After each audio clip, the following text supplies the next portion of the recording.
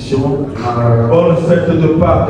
Bonne fête ya Pasaka. Bonne fête de Pâques. Bonne fête ya Que Pasaka. le Seigneur vous bénisse. Bwana anibariki. Que le Seigneur vous accorde toute sa grâce. Bwana anijalie neema yake yote. Amen. D'abord, Matthieu 28. Tunaweza kwanza kitabu cha Mathayo chapitre 18 à 20. 18 mpaka 20. Et nous prenons Matthieu 20, Tunabeba tena Mathayo 20. le verset 28. Tunasoma verset 28.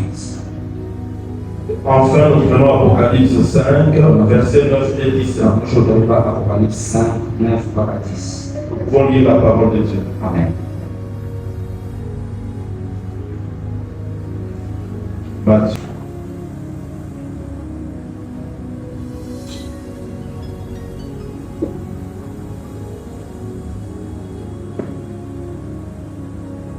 Matthieu 28, vous y êtes déjà, verset 18. 18. Jésus s'étant approché, leur parla ainsi. Tout pouvoir m'a été donné dans le ciel et sur la terre. Allez, faites de toutes les nations des disciples, les baptisant au nom du Père, du Fils et du Saint-Esprit, et enseignez-leur à observer tout ce que je vous ai prescrit. Et voici, je suis avec vous tous les jours jusqu'à la fin du monde. Est-ce que nous pouvons acclamer? Matthieu 20, 28, nous lisons. C'est ainsi que le Fils de l'homme est venu, non pour être servi, mais pour servir et donner sa vie comme la rançon de plusieurs. Prenons Apocalypse, le chapitre 5.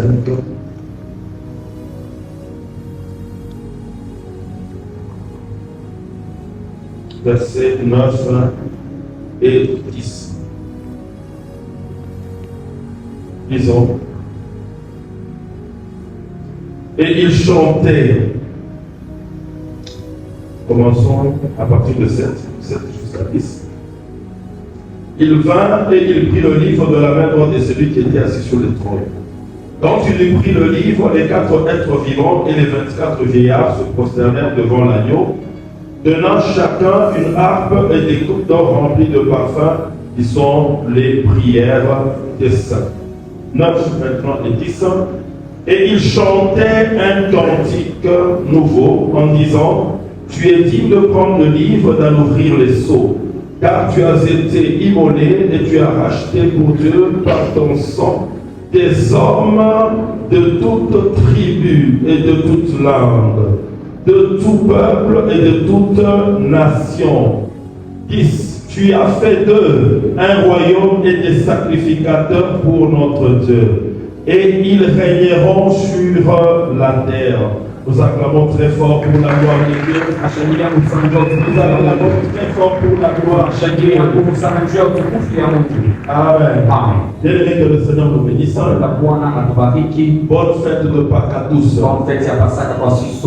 Amen. Amen. Aujourd'hui, c'est le jour de Pâques. Le jour où nous commémorons non seulement la mort de Jésus,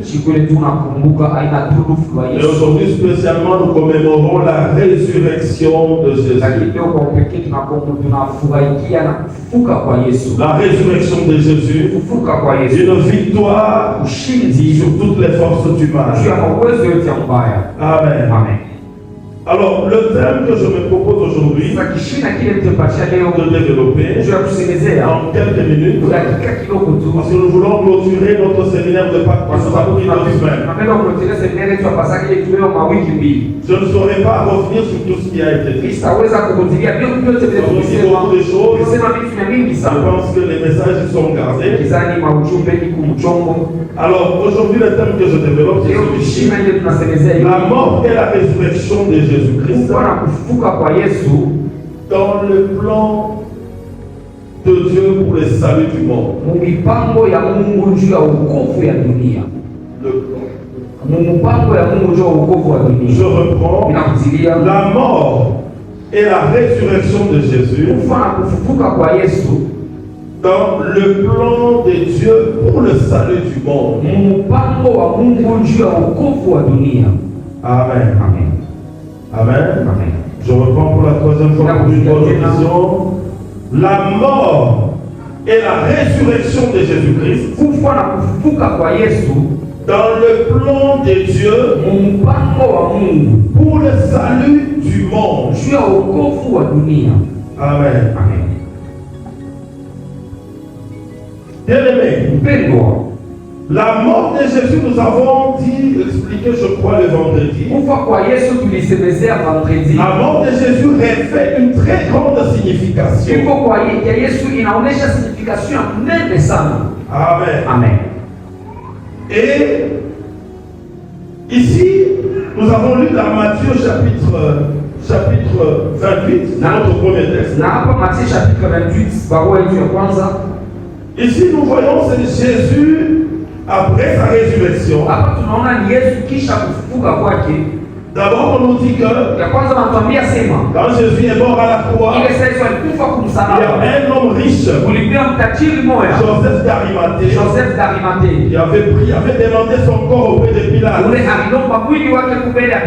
Et il a enseveli ce corps dans le tombeau qu'il s'était creusé pour lui.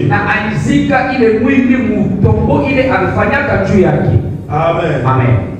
Alors, les sacrificateurs sont allés voir Hérode, plutôt Pilate, pour lui dire, nous nous souvenons que cet imposteur, ils ont traité Jésus d'imposteur. Quand il était encore vivant, il avait dit qu'il allait mourir et ressusciter le troisième jour. Nous vous prions de mettre la garde pour veiller sur le tombeau, afin que ces disciples ne viennent pas dérober les corps et faire croire qu'il est ressuscité. Et Pilate leur dira, vous avez une garde. Faites comme vous voulez. Ils vont placer une garde. Ils vont placer des soldats. Veillez à ce que aucun disciple n'approche du lieu pour dérober le corps de Jésus et prétendre qu'il est ressuscité. Et on avait placé une pierre de 2 tonnes après. Et les gardes ont commencé à veiller. Mais la résurrection a montré que toute l'intelligence humaine, tout ce que l'homme peut faire pour essayer de combattre la parole de Dieu, c'est vraiment une vanité. Amen. Ils ont placé leur garde pour veiller sur le tombeau en disant, on ne vient pas dérober le corps et prétendre qu'il est ressuscité. Mais tout ça c'était très bien. Mais si tu connais la sagesse de Dieu, tu ne seras pas agité devant tout ce que l'ennemi essaie de faire contre toi. Par la puissance de Dieu, par la sagesse de Dieu, tu auras toujours la victoire sur tout ce que l'ennemi peut faire contre toi. Amen. Le thème que nous avons développé au cours de ces 2 semaines, c'était Jésus-Christ, puissance de la liberté. Amen. Alors, ils ont placé leur garde. Parce que Jésus-Christ avait dit qu'il allait ressusciter le 3e jour. Et la parole de Dieu est toujours puissante. Et Dieu veille toujours sur sa parole pour l'accomplir. Dieu veille sur ce qu'il a dit. Moi, je viens de confesser quel que soit ce que les hommes peuvent faire, quel que soit ce que l'ennemi peut faire pour te combattre, mais si Dieu a dit une parole sur ta vie, moja tu ya une promesse de Dieu. Toutes les puissances du monde peuvent se coaliser contre toi. Ils ne peuvent jamais renverser la parole que Dieu a dit sur ta vie. C'est-à-dire que même toutes les armées du monde, même tous les sorciers du monde, peuvent se mettre ensemble pour renverser, pour te faire du mal. Dieu a dit une parole sur ta vie. Ils ne sauront jamais rien faire contre toi. Cette parole, cette promesse de Dieu qui est en toi, tu es plus que vainqueur. Ce que Dieu t'a dit, il le réalisera. Il ne peut faire échec. Il ne peut faire échec. Voilà. Il ne peut faire échec au plan de Dieu pour ta vie. Ce que Dieu t'a dit, il le fera. Ce que Dieu t'a promis, il l'accomplira. N'aie pas peur de l'ennemi. Donc nous voyons ici, à travers la résurrection de Jésus, la démonstration de la puissance de Dieu. Amen. Alors le troisième jour est arrivé. Les gardes étaient là. Mais c'était le jour où cette parole devait s'accomplir. Donc il y a un ange de Dieu qui est descendu. Il y a eu un tremblement de terre. Et l'ange a roulé. La pierre qui était devant le tombeau. Mais comme il y avait eu un fort tremblement de terre, les soldats qui gardaient le tombeau, ils sont tombés comme morts. Ils sont tombés comme s'ils étaient morts. Amen. Et puis, l'ange a roulé la pierre et il s'est assis dessus. Et Jésus est sorti du tombeau. Bien aimé, je viens te dire que quel que soit le problème que tu as, ce problème que tu as n'est qu'un petit problème de rien du tout. Dieu avait envoyé juste un seul ange. Et il y a eu un grand tremblement de terre. Et les soldats qui étaient là ne pouvaient pas empêcher la résurrection de Jésus. Ils ne pouvaient pas empêcher l'accomplissement de cette parole de Jésus. Et comme il avait dit, Jésus est ressuscité. Est-ce que nous pouvons acclamer très fort la charité? Amen.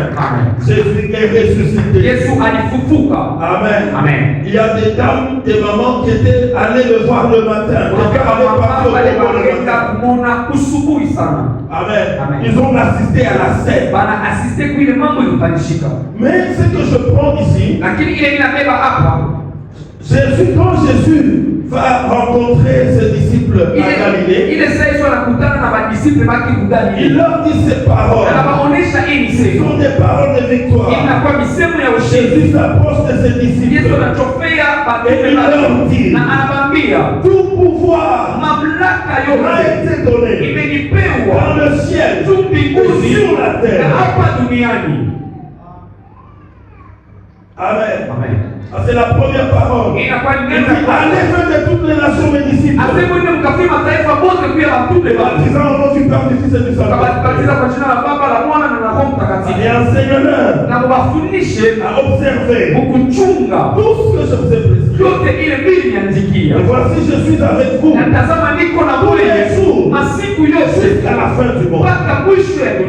Ce sont ces paroles qui nous intéressent pour aujourd'hui. Jésus ressuscité, cette parole tout pouvoir m'a été donné dans le ciel et sur la terre.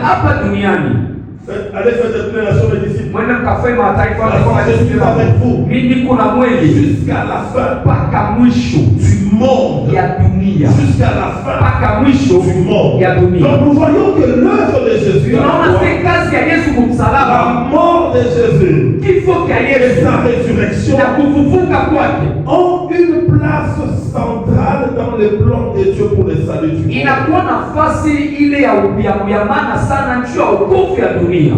Mais pas pour le commun. Amen. Amen. Quand nous lisons juste ce texte, Kama tunasoma tu hivi nous comprenons que la mort de Jésus utaelewa sema kifo cha Yesu na kufufuka kwake ont une place centrale. inakuwa nafasi Une place centrale. inakuwa nafasi ya muhimu sana, C'est-à-dire au centre du plan de Dieu inaweza kusema katikati ya mipango ya Mungu pour le salut du monde. juu ya wokovu wa dunia. Amen. Amen. Alors c'est pourquoi Jésus dit ces paroles. Kwa maana Yesu anasema hii ni sema Tout pouvoir m'a été donné. mamlaka yote imenipewa. Qu'est-ce qui est arrivé alors? Nini inafika Nous sasa? avons lu dans Matthieu 28, Tunasoma Mathayo le 28 verset 20. verset 11. Donc j'ai dit qu'aujourd'hui nous voulons comprendre Sema leo tunapenda kuelewa la signification et l'importance de la mort de Jésus kionesho na maana ya kifo cha Yesu et de sa résurrection na kufufuka kwake dans le plan de Dieu pour le salut du monde. mpango wa Mungu juu ya wokovu wa dunia. J'insiste ici, c'est mon objectif. Shabaha yangu C'est d'essayer de montrer aux chrétiens que nous sommes. ya kuonesha si Wakristo vile tuko La mort de Jésus Anasema kifo cha ce n'est Yesu pas un événement isolé. haina mambo tu ya iko isole hiyo pembeni, Mais ça se situe dans le plan de Dieu. lakini inajikuta mpango wa Mungu. La mort de Jésus, Kifo cha sa Yesu résurrection, vile c'est kufufuka dans kwake le plan de Dieu. inajikuta mpango wa Et ce Mungu sont des événements na majeurs inakuwa ni mambo ile très majeur qui marquent un tournant dans l'histoire du ile monde. iko naonesha tunamo ya munene sana mu Parce hadithi ya dunia, que la mort de kwa Jésus sababu kifo cha Yesu a signé en quelque sorte la fin inaweka du muhuri royaume de Satan ya sur le monde. ufalme wa shetani juu ya dunia. Amen. Amen. Il est important de comprendre les choses dans ce sens. Inakuwa muhimu sana kuelewa vitu ile Il y namna en a qui fêtent la Pâque, kuba le même fete Pasaka, mais ils ne comprennent pas. lakini Nous abaelewe devons savoir relier les deux choses. inabidi tujue kukumbuka na vitu viwili. Donc la mort de Jésus, Kufa kwa Yesu sa na résurrection, kufufuka kwake c'est au centre du plan de Dieu. inajikuta katikati ya Le mpango ya plan Mungu. de Dieu dans son plan, Ile mpango ya Mungu, Dieu voulait rétablir Mungu alipenda son kurudisha règne dans le monde. ufalme wake, utawala wake pa dunia. Amen. Amen. Alors c'est pourquoi, Ndio kwa maana quand nous lisons Matthieu, wakati tunasoma Mathayo 20 le verset 28, verset 28, Jésus dit ceci. Yesu anasema hivi, Il dit, je suis venu anasema nakuya non pour être servi. haina njoo munitumikie. Je relis ce verset. Matthieu 20, 28. Jésus dit ceci. Yesu anasema hivi, C'est ainsi que le Fils de l'homme est venu, ndio kwa maana mwana wa mtu alikuja non pour être servi, haina njoo atumikiane, non pour être haina njoo mumutumikie, njoo mumutumikie, mais pour servir lakini njoo ya et donner sa vie na kutoa maisha comme la yake rançon de kwa plusieurs. vile kanso ya watu wa mingi. Donc la première chose que nous devons noter, Kitu cha kwanza kile inabidi kuandika, c'est que Jésus dit qu'il est venu dans le monde nasema Yesu alikuja pas kudunia pour que les hommes puissent le haina servir. njoo watu wa mutumikie. Jésus est venu pour Yesu servir, anakuja njoo ya kutumikiana, pour servir. njoo ya kutumikiana, Et il est venu pour donner sa vie anakuja njoo ya kutoa maisha yake comme la rançon de sa plusieurs. vile kanso ya watu wa mingi Ça, sana. c'est notre premier élément. Inakuwa ni ujumbe wetu wa leo. Autour de la mort de Jésus, Katikati ya kifo cha Yesu il y a beaucoup de significations. unakuya vionyesho vya mingi Mais sana, aujourd'hui, je ne veux pas prendre toutes les significations sur la mort de lakini Jésus. vionyesho vile kubeba vionyesho vyetu juu ya kifo cha Yesu. Mon objectif, Shabaha c'est yangu de montrer ya kuonesha comment namna la gani mort de Jésus kifo cha est Yesu un événement capital, inakuwa evenema muhimu un sana, événement majeur evenema ya muhimu dans sana l'accomplissement du plan de Dieu pour le salut du ya monde. kutimizikwa kwa mipango ya Mungu juu ya wokovu wa dunia. La première vérité qu'il faut Sasa retenir, ukweli wa kwanza inabidi kushika, c'est que Jésus est venu pour donner sa vie Yesu anakuja njia ya kutoa comme maisha la yake. rançon de Sasa ile plusieurs. kanso ya watu wa mingi sana. La rançon, c'est quoi? Kanso inakuwa ni nini? Amen. Amen. Alors, la rançon, c'est quoi? Kanso ni nini? Nous avons expliqué que la rançon, Tafsiri nasema kanso c'est le prix inakuwa ni bei que l'on paye. ile banalipaka, C'est ce que l'on donne ni ile banaletaka pour obtenir la libération d'un sio esclave kupata ukombozi wa ou mfungo d'un wala prisonnier. ya mtumwa. C'est ça la rançon. Ile ndio kanso. Amen. Amen. La rançon, c'est ce que l'on paye, Ndio ile le banalipaka, prix que l'on donne bei ile pour banaletaka. quelqu'un qui était prisonnier, Sio mtu anakuwa qui mfungo, était esclave, anakuwa pour mtumwa, retrouver la apate liberté. kuya huru. C'est très important. Inakuwa muhimu Ça, sana. Jésus dit, Wakati Jésus est venu pour donner ma vie, inakuja njia ya kutoa comme maisha la yako. rançon de Sasa plusieurs. ile kanso ya watu wa mingi, Mais à cause du péché, juu ya dhambi, toi et moi, wewe na mie nous étions devenus des esclaves du tulikuwa diable. watumwa ya shetani. À cause du Juu péché, ya dhambi, le diable a volé la domination sur le monde. shetani akiba utawala juu ya Parce que dunia. quand Dieu a créé Kwa le sababu monde, ile saa Mungu aliumba quand Dieu dunia, a créé l'homme ile et la saa Mungu femme, aliumba mwanaume na il leur a mwanamke, donné l'autorité anawapatia mamlaka pour qu'ils dominent juu sur la watawala terre. pa dunia. Parce que nous sommes ensemble. Amen. Et pas dans le monde, nous sommes ensemble. Amen. Amen. Écoutez, Shikia. Dieu n'avait jamais créé le diable pour qu'il domine sur la terre. Mungu asikumumbe shetani juu atawale pa dunia. Dieu n'avait jamais créé le diable pour qu'il domine sur ta vie. Mungu asikumbe shetani juu atawale pa maisha yako. Est-ce que nous sommes ensemble? Amen. Dieu n'avait jamais créé les démons Mungu asikubaombe bademona pour qu'ils puissent te prendre comme un esclave. juu bakubebe uweza vile mtumwa. Mais à cause du péché d'Adam, Lakini juu ya dhambi ya Adamu, le diable shetani a pris le contrôle sur l'homme. anabeba control juu ya Il a mtu, commencé à prendre le contrôle du monde. anaanza kubeba control Il ya a dunia dominé sur na l'homme. kutawala A juu ya mtu, exercé son autorité tyrannique sur la terre. kutimiza ile mamlaka yake pa dunia. Parce que nous sommes ensemble. Amen. Et nous sommes devenus des esclaves. Na tunakuya watumwa, Nous étions des esclaves. tulikuya watumwa, Mais quand nous sommes tombés au pouvoir de l'ennemi, lakini ile sasa tulianguka chini ya mamlaka ya Dieu shetani. ne nous a pas laissés dans cette situation. Mungu asikutuache La mwenyewe. parole déclare, car Dieu a tant aimé le monde Alipenda qu'il dunia, a donné son Fils unique, alitoa mwana wake, afin que quiconque croit en lui wote ule atamwaminia ne périsse point, asipotee, mais qu'il ait la vie lakini éternelle. apate maisha ya Dieu milele. ne pouvait pas nous laisser dans la situation Mungu d'esclave. asikubidi kutuacha mwile mambo ya pia watumwa. Alors pour cela, Sasa juu ya il hiyo fallait payer un prix. ilibidi kulipa bei. À cause de nos péchés, Sio masambi je zetu, reprends, nous étions tombés dans une situation d'esclave. tulianguka chini ya utawala, tulikuwa watumwa, Mais Dieu lakini ne Mungu pouvait pas nous laisser dans la situation d'esclave. asikubidi kutuacha mwile mambo Dans son ya amour, ne mapendo pouvait yake. pas nous laisser dans la situation d'esclave. Asikubidi kutuacha mwile Dieu situation. n'a pas créé l'homme pour qu'il soit un esclave du Mungu diable. asikukumbe mtu juu akuwe mtumwa wa Dieu ne shetani. t'a pas créé pour que tu sois esclave. Mungu asikukumbe juu akuwe Dieu ne mtumwa. t'a pas créé pour que la sorcellerie domine sur Mungu toi. asikukumbe juu mlozi Dieu t'a mkutawale. fait créer comme dominateur. Mungu alikumba saa vile wewe Dieu utatawala. t'a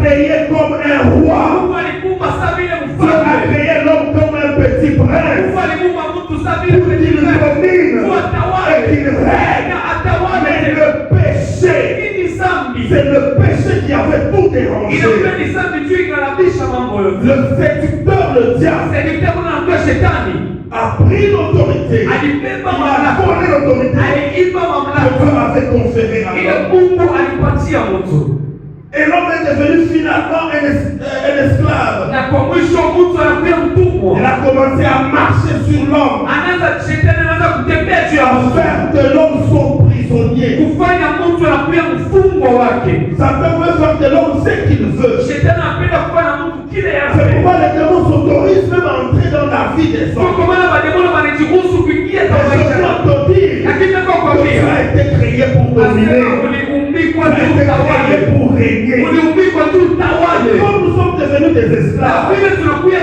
watumwa, Dieu ne pouvait pas nous laisser dans cette situation. Mungu ashukuriwe kutuacha mwili. D'autant plus que Dieu nous avait créés à son image et à son Vile tu ressemblance. Mungu alitumba kwa picha yake.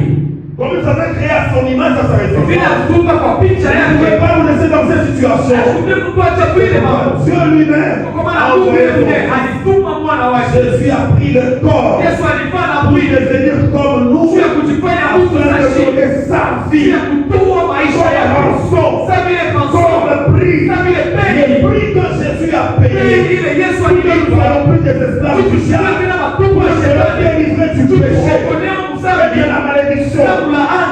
Le prix que Jésus a payé, c'est sa propre vie. Amen. Est-ce que nous pouvons acclamer? C'est pourquoi Jésus est mort à la croix. Ça, c'est l'explication de la mort de Jésus. Jésus est mort à la croix parce qu'il a donné sa vie comme la rançon de plusieurs, c'est-à-dire le prix que toi et moi nous soyons libres devant Satan et qu'il ne puisse plus dominer sur nos vies. En Jésus-Christ, tu es libre, bien-aimé. Satan n'a aucun droit. Je ne sais pas si ça c'est ma foi, je m'excuse, c'est ma foi. Est-ce qu'on peut Paye-moi ililipo pour que l'humanité, juu ulimwengu mzima, pour que nous tous nous soyons plus sous le pouvoir de Satan. tushuke tena chini ya mamlaka ya shetani. Et toi qui as cru en Jésus, Na wewe ulimwaminia la Yesu, bonne nouvelle que tu dois habari savoir, njema ile inabidi c'est que kujua. un prix a été payé. Nasema bei moja ililipwa juu yako. Tu n'es plus esclave. Hauna tena mtumwa. Il y a celui qui a voté de Wamesema pembeni yako. tu n'es plus Hauna esclave. tena mtumwa. Dis-lui, tu n'es plus esclave. Wamesema hauna tena mtumwa. C'est dit, tu n'es plus esclave. Nasema hauna tena mtumwa. Parce que Jésus a payé le Kwa sababu prix Yesu alilipa bei. pour que tu retrouves la liberté. Tupate kuya Tu ne huru. sois plus l'esclave du diable. Usikuwe tena mtumwa wa Dieu shetani. n'a jamais donné le pouvoir au diable pour qu'il domine sur les hommes. Mungu ashampatiaka shetani mamlaka juu atawale juu Mais ya Dieu a créé la terre. lakini Mungu aliumba Et il dunia a placé l'homme pour qu'il puisse régner. na anaweka mtu juu mtu Et atawale. quand vous lisez dans le psaume Na kama 115, unasoma Zaburi 115 le verset 16, verset 16 on nous dit, anasema les cieux sont les cieux de l'éternel. mbingu inakuwa ni mbingu ya Il a wanyama, donné la terre au fils de l'homme. lakini anatoa dunia kwa mwana wa mtu. Donc Dieu nous a fait donner la terre Mungu anatupatia dunia pour que nous puissions exercer son autorité. juu tutimize ile autorite ya Alors Mungu. quand nous sommes tombés sous le pouvoir du Sasa ile diable, sasa tunaanguka chini ya mamlaka ya shetani. Jésus est venu Mungu Yesu donner anakuja sa vie kutoa maisha yake comme prix, comme rançon, sasa vile pour bei nous délivrer de za l'esclavage. kutosha utumwa. Maintenant tu es libre Sasa en uko Jésus. huru ndani ya Yesu. Satan n'a aucun droit sur ta vie. Shetani Il sina n'a sheria kwa aucun maisha yako. pouvoir. Ashina na Il n'a mamlaka. aucun mot à dire sur ta vie. Je viens ajouter la sorcellerie. Ulozi. La sorcellerie n'a aucun pouvoir sur ta vie. Ulozi hakuna na mamlaka moja juu ya maisha La yako. sorcellerie ne peut rien contre Ulozi toi. hawezi kukufanya wewe kitu. Tu es en Jésus. Unakuwa ndani ya Tu es Yesu. libre de prospérer. Unakuwa huru ya Tes kustawi. affaires vont prospérer. Afari yako Aucune itastawi. puissance de Hakuna l'ennemi hata uwezo moja ya ne adui peut t'empêcher ili keti kukuzuiza d'aller de l'avant. kwenda kubele. Parce qu'il y a un prix Kwa sababu qui a été payé pour toi. ililipwa juu yako. Amen. Amen. Amen. L'ennemi n'a plus Adui ashina tena d'emprise sur ta vie. ashina tena na kia kusema juu ya maisha Parce que yako, Jésus a payé le prix. kwa sababu Yesu Est-ce que alilipa nous pouvons bei. acclamer Tunaweza kushangilia le prix qui a été juu ya payé? bei ile ililipwa. Prépare sous ce matin pour le Pembeni cha comprendre. utukufu ya Mungu. Bien-aimé, cette vérité, Mpendwa, hii ukweli c'est une vérité qui doit fortifier tous les chrétiens. ni kweli, ili inabidi kuleta nguvu kwa Wakristo wote, Même quand l'ennemi essaie de te combattre, hata kama adui anapima kukombanisha. sache que l'ennemi ne saura jamais te vaincre. Jua sema adui asitaweza kukushinda. Amen. Je reprends. Inakuzilia Je dis aucune puissance hakuna hata uwezo ne Mungu pourra te vaincre itakushinda wewe, parce que tu as mis ta confiance en kwa sababu Jésus. unaweka tumaini yako ndani Il ya a Yesu. payé le prix Unalipa bei pour t'arracher au pouvoir ya de l'ennemi. kutosha uwezo ya adui. Alors l'ennemi n'a aucun pouvoir sur ta vie. Adui ashina na uwezo mmoja Tu juu ya n'as maisha pas le yako. pouvoir d'exercer le contrôle sur toi. Ashina na uwezo wa kuexercer control En ya Jésus, Yesu. tu es libre. Ndani ya Yesu nakuya Libre de huru. prospérer. Huru kustawi. En Jésus, Ndani ya tu Yesu vas retrouver même la santé si tu étais malade. utapata hata afya kama ulikuwa Si mgonjwa. tu étais malade, Kama ulikuwa mgonjwa sois restauré dans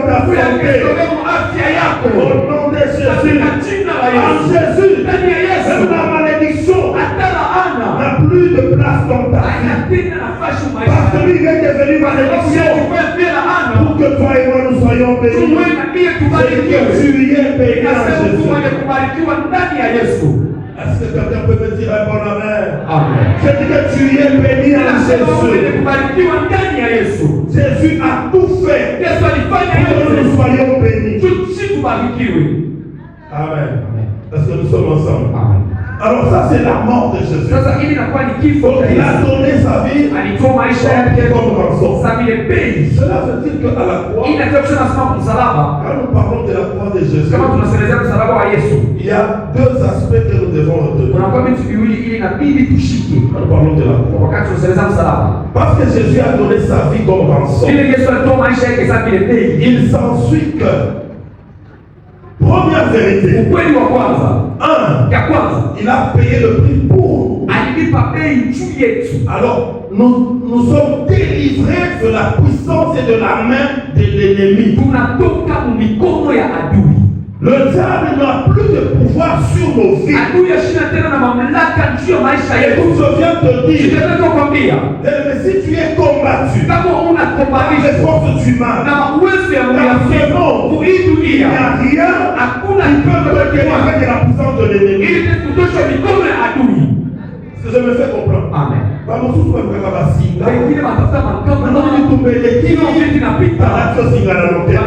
kama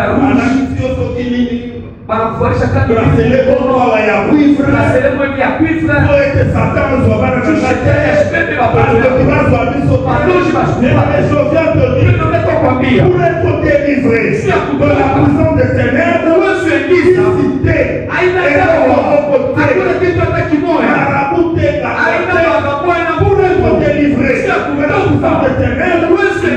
le nom de Jésus. Parce qu'il a payé le prix pour toi. Et parce que Jésus a payé le prix pour toi, je viens ajouter ceci. Celui qui te touchera, celui qui va essayer d'ignorer que Jésus a déjà payé son prix pour toi, il rendra compte devant Jésus.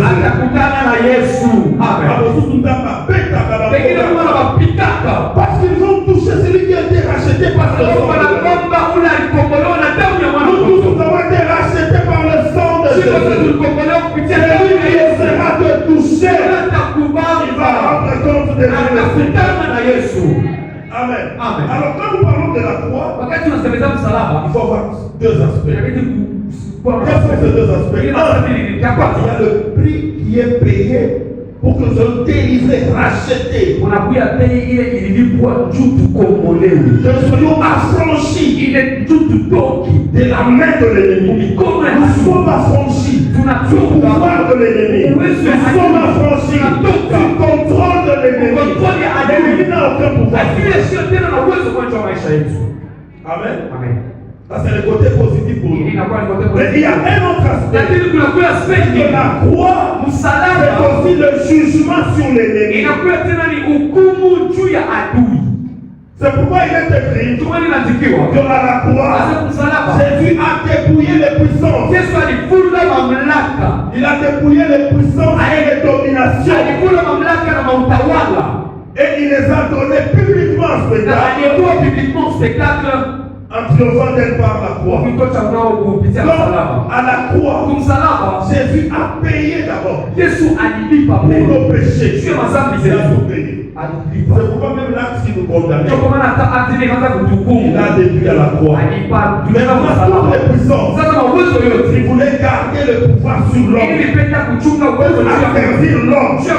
Jésus les a désarmés, il les a dépouillés. Donc il y a ces jugements sur l'ennemi. C'est pourquoi si vous lisez dans l'évangile selon Jean, avant que Jésus monte à la croix, il avait dit ceci. Maintenant, le jugement de ce monde est là. Maintenant, c'est le jugement du prince de ce monde. Donc, à la croix bien-aimée, quand Jésus a donné la rançon, il a aussi jugé le prince de ce monde pour lui dire qu'il avait injustement le pouvoir sur nos vies.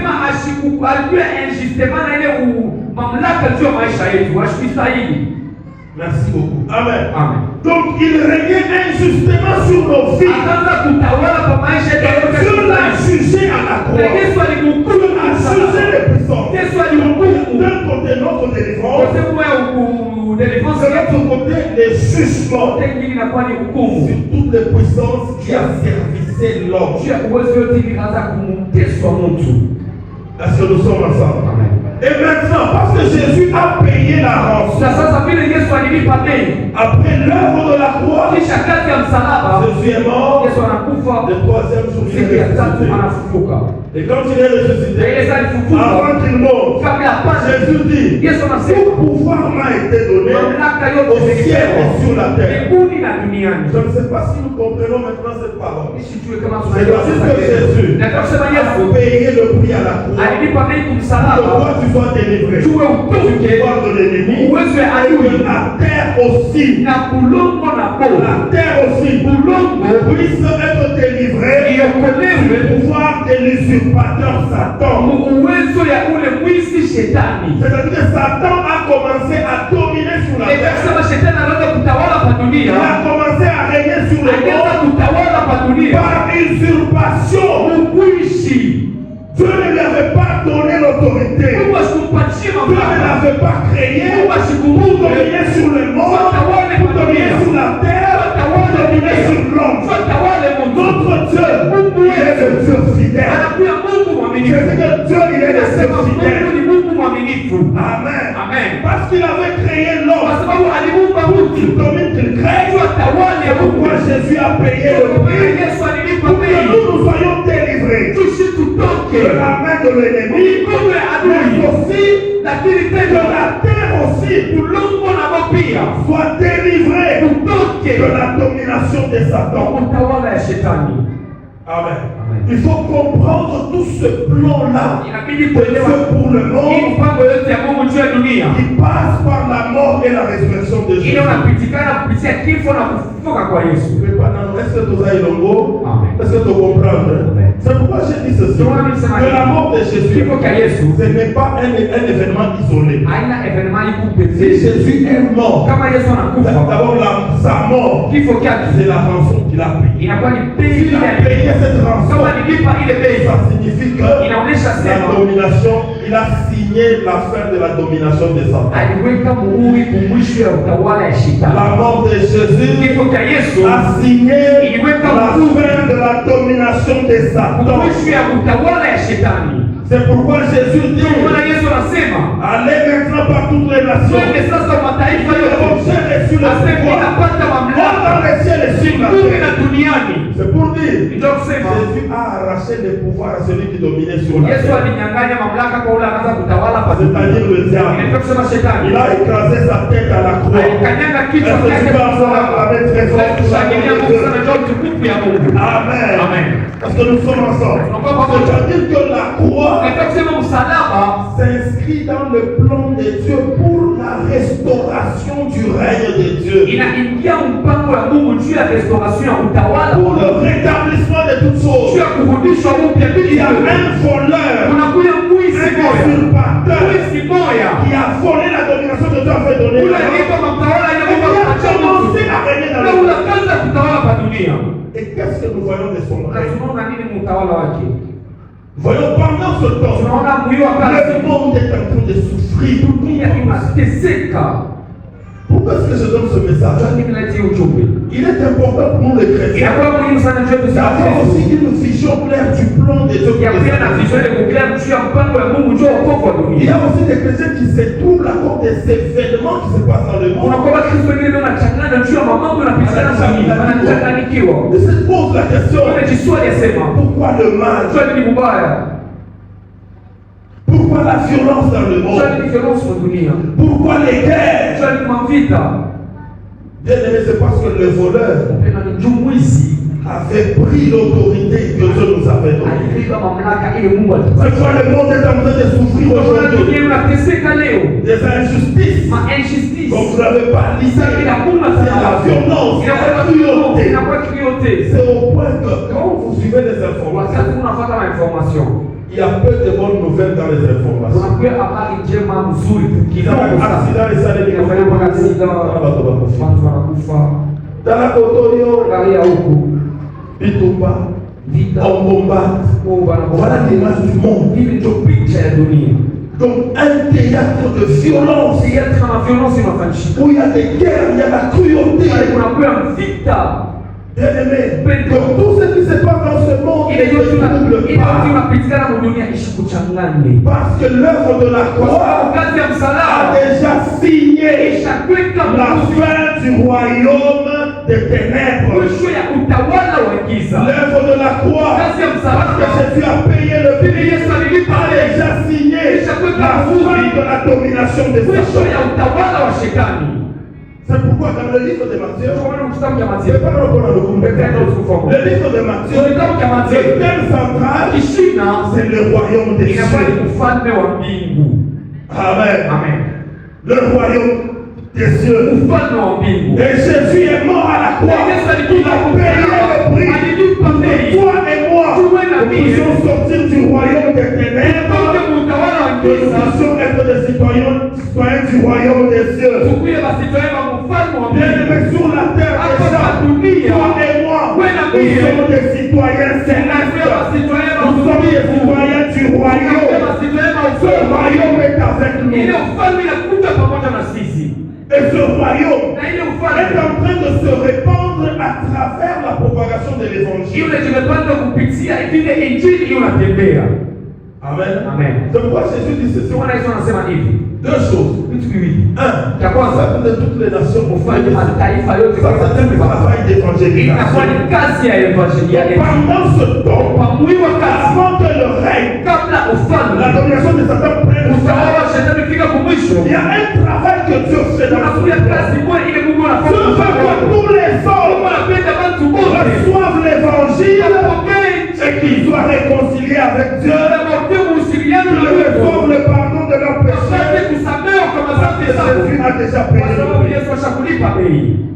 Ndio tukufu ya Mungu. Est-ce que nous sommes ensemble? Amen. C'est pourquoi, bien aimés, nous les chrétiens, nous Ndio maana mpendwa n'avons kila pas Kristo. vous croiser les bras. Lakini tufunge mikono. Pendant ce temps, nous devons Wakati travailler. lakini Nous tutumike. devons évangéliser. Lakini Avec tuevangelize. les téléphones que nous avons, Hata na nous devons masimu yetu répondre à la bonne nouvelle. lakini tukawanya habari njema. Nous ne devons pas avoir honte de l'évangile. Lakini tukuwe na aya ya Il y a celui à kuielewesha. côté de toi. Onyesha pembeni yako. N'aie pas honte de l'évangile. Usikuwe na aya ya Tu evangelie. peux parler, tu peux saluer la personne qui est à côté de toi. Onyesha pembeni yako. Il n'est pas honte de l'évangile. Sema usikuwe na aya ya C'est une injili. puissance de Dieu. Inakuwa uwezo ya Pour le Mungu. salut de quiconque Sio croit. wokovu ya ule wote Nous ataamini. qui avons cru, Si vile nous tunaamini, sommes fiers. tunakuya Nous fier. n'étions pas libres. Hatukuya Nous étions hivyo. des esclaves. Tulikuwa Nous étions enchaînés. tulikuwa na masheni minyororo. Mpendwa, Ça usipimbe konga maisha yetu. a 5 ans en arrière. Angalia mbele senta Ça a kumgongo. 10 ans en arrière. Kisa kumgongo. Ça a avant on dit Yesu. Afo mwaminie Yesu. Peut-être avant on dit Yesu. Peut-être kumwaminie Yesu. C'est qui Maisha yako ilikuwa ni massacre pour mélanger. Umeanza kunywa mwili. Mapekano se comme porter manteau. Mapeka yote inakuwa portemento. Et quand tu as cru en Jésus, les liens sont tombés, tu es délivré, la chair revient, la santé est restaurée, parce que tu es libre. Kwa sababu unakuwa huru. Et non, pour qu'on ait comme Kosunga, même dans la Kama makuta yako inaweza kusaidia hata nyumba yako. comme Kokende Liboso. Sasa kwenda mbele. Parce que nous sommes Kwa libres sababu tunakuwa dans huru. le nom de Jésus. Kwa jina la Yesu. Amen. Amen. Alors, il y a ça, il y a l'évangélisation. Kuna kwa evangelisation. La bonne nouvelle doit être répandue dans le monde. Habari njema inabidi gawanye dunia Pour que mzima. nous puissions faire des disciples. Tu tufanye watu wa kuwa ya Yesu, juu ya Yesu. Mais Jésus dit encore, Lakini Yesu anasema tena, ces disciples-là, wale watume dans baba l'église, mkanisa enseignez-leur à observer tout ce que je vous ai présenté. wafundishe kuchunga vyote vile vile nimeandikia. Amen. Amen. Est-ce que toujours là? Amen. Un prix a été payé. Bei mwa ililipo. Nous sommes les disciples de Jésus. Tunakuwa watume wa Il y a Yesu. un travail. Nous Unakwenda devons kazi moja. évangéliser. Inabidi tuevangelize. Dans l'église, Mkanisa ça ne passe pas de temps. hatuponde muda. Nous sommes des citoyens du royaume. Tunakuwa wasijana Et ufalme. on doit nous enseigner les lois du royaume. Lakini inabidi batufundishe Comment nous devons vivre namna gani inabidi avant kuishi. que Jésus revienne Na Yesu wabundi. pour ce royaume. Juu ya hii ufalme. Jésus dit, Yesu je anasema suis avec vous unakuwa na moyo Yesu jusqu'à la fin du monde. mpaka mwisho wa dunia. Qu'est-ce que ça veut dire la fin du monde? Inataka kusema nini mwisho wa Mais dunia? pas dans le monde de Ni kwamba unajua. mais quand on parle de la fin du monde, Wakati tunazungumzia mwisho wa dunia, c'est que biso nyonso tokokufa. watu wengi wanasema wote tutakufa. La fin du monde, Mwisho wa dunia c'est la fin du règne de ni Satan. mwisho ya utawala wa C'est la shetani. domination de Satan Na sur le utawala wa monde. shetani juu ya Alors dunia. Christ va établir son Sasa Kristo règne. atarudisha Pendant ce temps, mwili il wakati est en train de nous préparer. Tutaona tutayarisha kanisa. Amen. Amen. Nous sommes ensemble. Amen. Je ne sais pas si nous avons compris quelque chose du plan de Dieu pour le salut du monde. Le monde était tombé dans le péché sous le pouvoir du diable. À la croix, le prix a été payé. La vie de Jésus a été donnée. Pour que nous soyons délivrés du pouvoir de Satan. Et la domination de Satan doit prendre fin dans le monde. Et toi et moi, nous allons régner avec Jésus. Amen. Nous lisons Apocalypse, on termine, on prie. Parce que nous avons autre chose. Apocalypse 5. Nous lisons 9 et 10. Apocalypse 5, 9 et 10. Lisons la parole de Dieu. 9. Et il chantait un cantique nouveau en disant: Tu es digne de prendre le livre et d'en ouvrir les sceaux, car tu as été immolé et tu as racheté pour Dieu par ton sang des hommes de toute tribu, de toute langue, de tout peuple, de toute nation. Ici, on est en train de louer l'agneau de Dieu Jésus-Christ par un cantique nouveau. Et le cantique dit que tu es digne parce que tu as été immolé et tu as racheté Dieu. Donc il a payé le prix par son sang. Et il a racheté pour Dieu. Racheter, ça veut dire qu'il les a tirés de la croix. Ça c'est le verset 9. Et tu as fait d'eux un royaume et des sacrificateurs pour notre Dieu. Première partie du verset. On nous dit que tous les rachetés sont devenus un royaume. Bien-aimés, nous qui avons été rachetés, nous sommes un royaume et nous sommes des sacrificateurs pour Dieu. Est-ce que nous pouvons acclamer? Acclamons encore. C'est-à-dire que nous les rachetés, nous les ayons sur la terre. Ça veut dire que la domination de Satan va prendre. Dieu est en train de renouveler toutes choses. Jésus, lui, après sa mort, il siège déjà à la droite de Dieu le Père. Je dis qu'il siège à la droite de Dieu le Père. Pendant ce temps, le Saint-Esprit fait le travail. Nous sommes dans l'évangélisation. Nous sommes aussi dans l'enseignement de l'Église pour faire des disciples. Nous devons donner importance à tout ce que nous faisons dans l'Église. Nous nous préparons pour le royaume. Pas celui qui a côté de nous. Il faut au moins un mardi. Nous nous préparons pour le royaume. Est-ce que nous sommes ensemble? Amen. Parce que la domination de Satan doit prendre fin. Nous régnerons. Donc notre règne, c'est quelque chose qui est déjà acquis. Amen. Parce que l'événement décisif, c'est la mort de Jésus à la croix. C'est sa résurrection. Jésus a déjà vaincu. Comme il a déjà vaincu la mort, il a vaincu le diable. Il sait lui-même qu'il a très peu de temps. Est-ce que vous savez ça? Amen.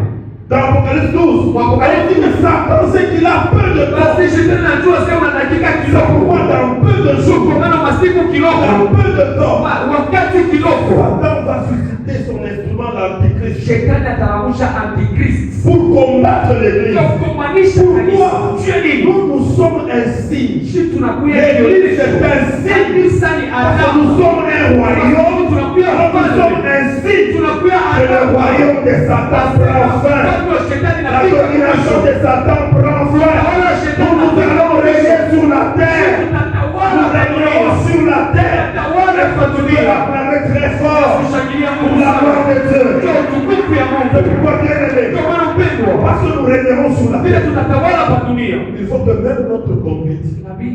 soit une copie différente de ceux qui sont sur la terre. Nous sommes dans ce monde, mais nous ne sommes pas de ce monde. Nous sommes dans ce monde comme des princes. C'est-à-dire nous sommes dans ce monde comme des princes. Je vois déjà une couronne sur ta tête. C'est pourquoi Jésus dit, c'est lui, il dit garde ce que tu as, afin que personne ne prenne ta couronne. Amen. Garde ce que tu as. Dans ce monde, garde-toi. Ne te mêle pas. Pour être avec ceux du monde. Pouvons les fréquenter. Ne vis pas comme les gens du monde. Ne mets pas la vie des gens du monde. Toi et moi, nous avons été rachetés. Nous sommes un royaume. Nous sommes un royaume. Nous sommes un royaume. Notre présence annonce que le royaume de ce monde passe. Est-ce que quelqu'un peut acclamer pour la grande chaleur? Notre présence inquiète l'ennemi. C'est pourquoi nous devons être combattus. Le diable peut nous combattre. Parce qu'il sait que sa domination vient déjà à la fin. Il n'a que peu de temps. Dieu qui avait créé l'homme pour qu'il règne. En Jésus, cette autorité est restaurée. Nous allons régner avec Jésus. Il siège déjà à la droite de Dieu. C'est pourquoi Jésus dit dans Apocalypse 2, verset 6. Vous pouvez lire ce verset. Apocalypse 2, verset 6. Jésus dit ceci. À celui qui vaincra et qui gardera mes œuvres jusqu'à la fin. Quelqu'un peut nous dire ce verset qui a prouvé. Nous sommes à la fin de notre message. À celui qui vaincra. À celui à celui qui vaincra et qui gardera mes œuvres jusqu'à la fin. Je donnerai autorité sur les nations. Est-ce que quelqu'un ce verset peut nous le lire? Au vainqueur, à celui qui continue à agir jusqu'à la fin, selon mon enseignement, je donnerai autorité sur les nations. Merci, c'est la version sévère. Au vainqueur, à celui qui continue à agir selon mon enseignement. Très important. Et dans l'église de Dieu, nous n'allons pas passer le temps. Il faut y aller. Continuer la qui est sous Paul. Je termine le message. Parce que tu es dans le moment de l'Ingala. Bien aimé. Et ça va te ressourcer. Au moment là, permettez-moi de dire ce que nous sommes ensemble. Amen. Dans le but de soyauté. Le bas, ça peut mener à soyauté. Et ça va Christ nous ressourcer. À comment on a Noël? Non, pas non. À comment on a Noël? On a peut-être la première semaine, il y a Amoula. Et comment on a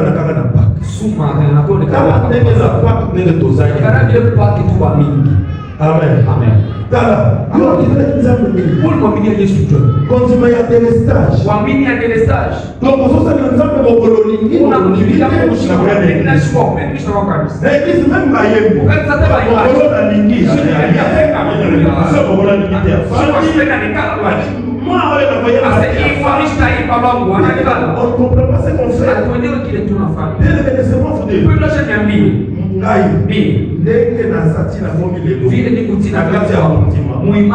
Je peux te dire, sois bien témoin. Je ne me suis jamais absenté à l'église sans motif valable.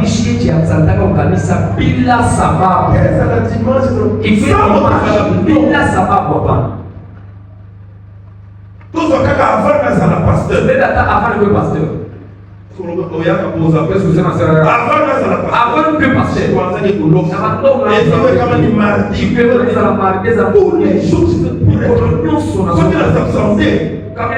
faut qu'il y ait une raison valable. Il faut payer le sabbat. Moi, je peux même penser que c'est des absences. Peut-être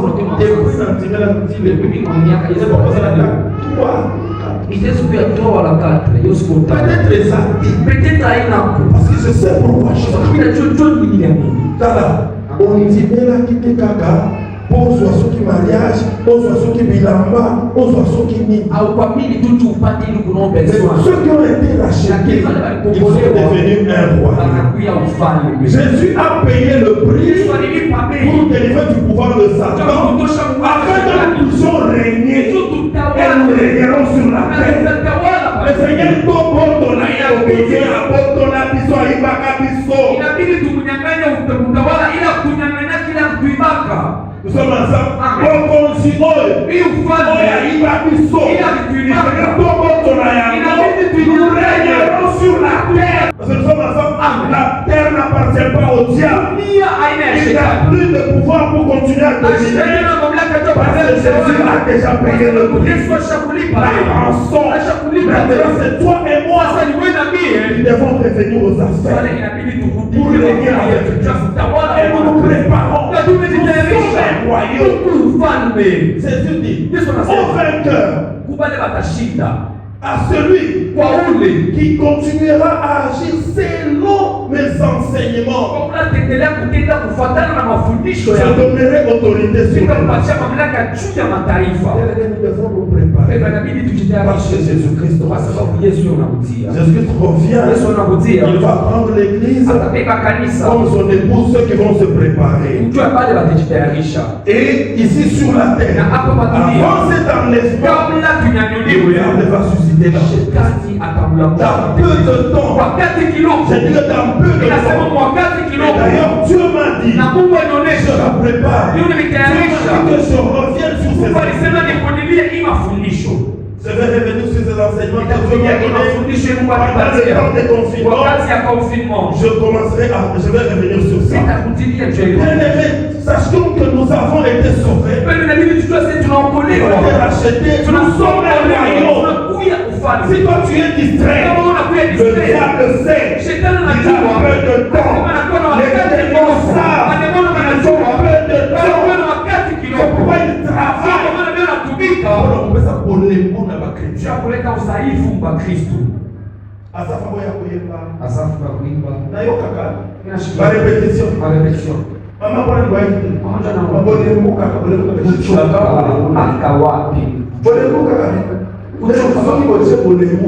l'ennemi ne se repose pas.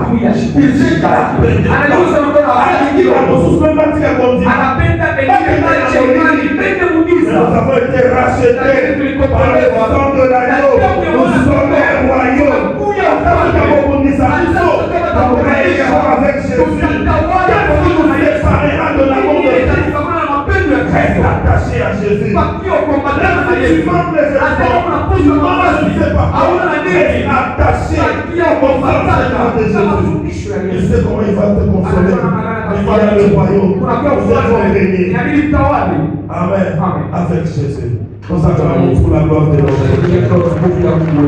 Nous aide à comprendre cela. Comprendre en un mot que la mort de Jésus, sa résurrection, sont au centre du plan de Dieu pour le salut du monde. Et la fin du monde, ce sera la fin du règne de la puissance. Donc quand on parle de la fin du monde, les chrétiens nous ne tremblons pas. Et nous préparons, nous nous sanctifions, nous cherchons la paix avec tout le monde. Bien, pendant ce temps, je vous donne un conseil, je termine. Nous devons, les chrétiens, nous devons vivre en paix. Cherche la paix. Tu vas faire du mal à quelqu'un, cherche à te réconcilier. Ça ne sert à rien de vivre avec la rancune, avec les ressentiments, avec les conflits. Il faut chercher la paix. La parole de Dieu dit, rechercher la paix avec tous et la sanctification sans laquelle il ne verra le Seigneur. Cherchons la sanctification. Cherchons aussi la paix. Demeurons dans les enseignements de Christ. Observons tout ce qui nous arrive. Persévérons dans l'œuvre du Seigneur. Parce que nous allons faire la fin de ce monde. Afin que nous puissions régner. Amen. Que nous puissions régner. Dieu acclame encore.